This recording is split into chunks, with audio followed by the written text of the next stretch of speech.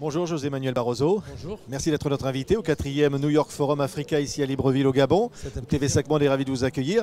Alors vous avez dit ici en intervenant devant les chefs d'État africains, devant les personnalités européennes notamment, vous avez dit aujourd'hui je suis libre de mes paroles. Oui, c'est vrai. Je ne suis plus au pouvoir, je peux dire ce que je pense. Eh bien je dis que l'Europe ne fait pas ce qu'il faut faire avec l'Afrique. Et vous avez raison, il faut faire plus. Je crois que pour être juste, l'Europe fait beaucoup. Nous sommes, et j'en suis fier, l'Union européenne, le plus grand donateur d'aide au développement de loin. Nous sommes, plus de 50% de l'aide mondiale au développement vient de l'Afrique. Mais je crois qu'en considérant les défis actuels et aussi des questions dramatiques comme celle de l'immigration illégale, et en considérant aussi les opportunités ouvertes en Afrique, nous devrions faire davantage. Oui, mais l'Europe a les moyens de faire davantage, M. Barroso. Je crois qu'elle a les moyens. Et il nous faut surtout c'est pas ce qu'on l'imagination. entend, c'est pas ce qu'elle dit. Non. Écoutez, il faut dépasser la perspective classique de l'aide au développement. Simplement, disons, être donateur en termes, disons, d'aide. Il faut penser en termes de co-développement. Il faut introduire davantage le secteur privé. Il faut, par exemple, en termes d'infrastructures, c'est un besoin essentiel de l'Afrique, faire des partenariats publics-privés. Et après, il faut de l'imagination pour certains instruments. J'ai évoqué une idée qui serait, par exemple, des bénéfices à caractère fiscal pour les entreprises qui viennent en Afrique, surtout dans les pays où nous avons des problèmes structurels, comme sont les pays à l'origine des fléaux migratoires. Donc, il y a des choses à faire qui peuvent être gagnant-gagnant. Oui. Bien sûr, on doit garantir l'aide humanitaire pour les situations humanitaires. Mais je pense à un rapport plus équilibré parce que l'Afrique a besoin de l'Europe, a besoin des cadres, a besoin d'organisation, a besoin de beaucoup de know-how.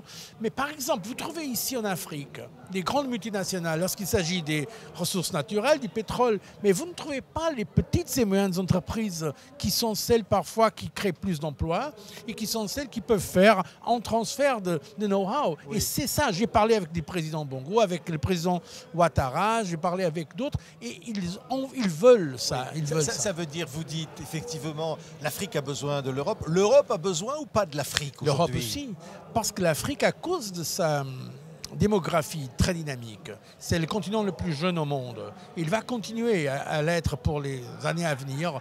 Ce sera le plus grand marché au monde en termes de potentiel. D'ailleurs, la croissance dans le monde maintenant, c'est un problème parce que nous sommes dans une certaine phase, certains économistes parlent de surabondance. Les marchés européens, les marchés des économies les plus développées, même certains grands pays émergents comme la Chine, commencent à subir des problèmes. Et l'Afrique, c'est de ce point de vue le grand réservoir, le grand potentiel de croissance. J'ai une grande confiance dans la croissance en Afrique et je connais bien ce continent. Je travaille depuis les années 80 quand j'étais un jeune ministre du Développement. Alors, c'est vraiment une des solutions pour la croissance pour l'Europe et aussi pour le monde, c'est l'Afrique. Mais vous avez parlé du problème des réfugiés. Il va y avoir un sommet à Malte entre l'Europe et l'Afrique. Qu'est-ce qu'on peut dire face à ce problème, ce flux migratoire? L'Europe qui parle de se partager un fardeau. Ce sont tous ces réfugiés.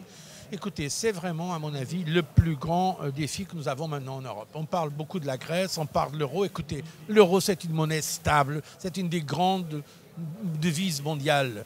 Le vrai problème de l'Europe aujourd'hui, c'est comment intégrer tous ces jeunes qui viennent de ces migrations sans exciter des partis racistes. Mais c'est le cas aujourd'hui. Il y a de plus en plus de partis xénophobes en Europe, et pas seulement d'ailleurs en Europe. Oui, d'ailleurs, oui, c'est ça. Il faut le dire très franchement.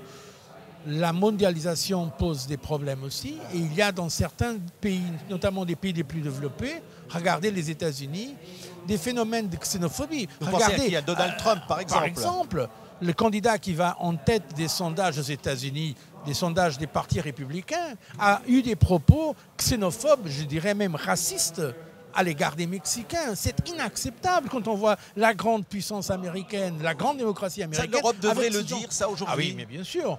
Et nous devons le dire aussi chez nous.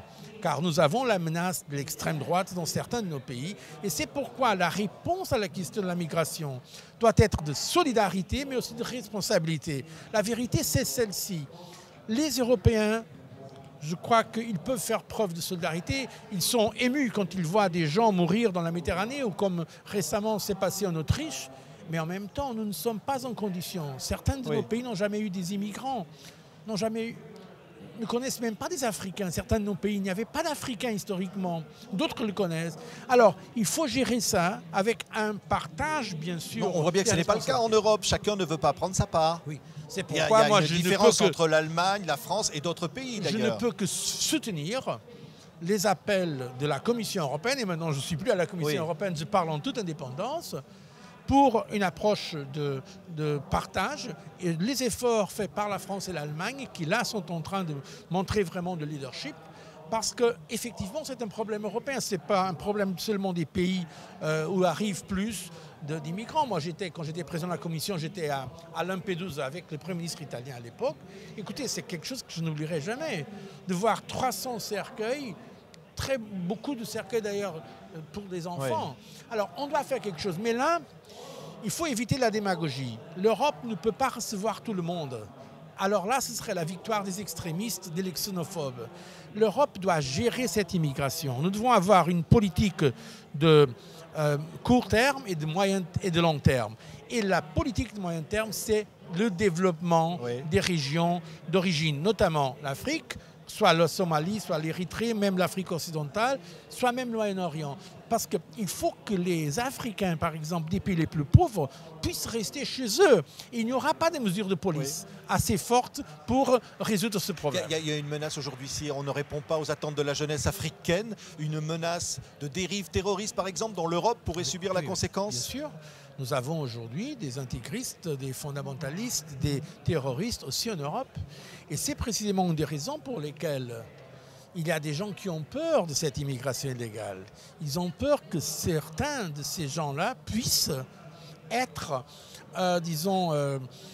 manipulés pour ces mouvements terroristes. C'est un risque réel. C'est un risque. Alors, c'est pourquoi il faut l'intégration de ces gens. C'est pourquoi, par exemple, il me semble intelligent de demander à ces gens d'apprendre la langue des pays où ils vont.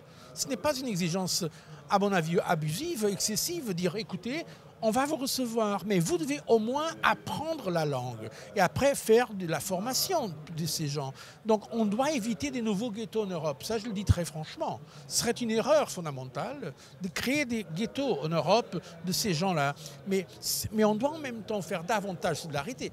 On regarde des pays africains, des pays du Moyen-Orient, beaucoup plus pauvres que nous, qui sont en train de recevoir beaucoup de réfugiés. Donc nous devons être plus généreux, mais trouver le bon équilibre avec la gestion responsable des flux migratoires. Merci beaucoup, José Manuel Barroso, d'avoir été l'invité de TV5 Monde ici au New York Forum Africa à Libreville. Merci. Merci.